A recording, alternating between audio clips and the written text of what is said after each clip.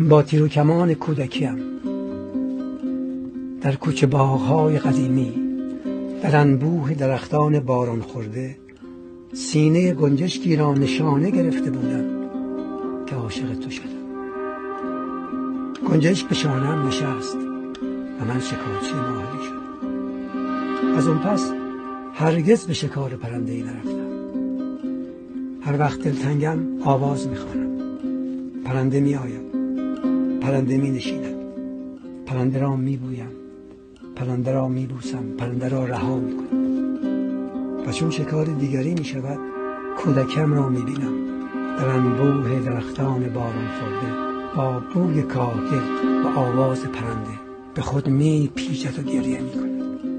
های آواز، چقدر تو را دوست دارم هستی و اما دلم تنگ میشه هر لحظه.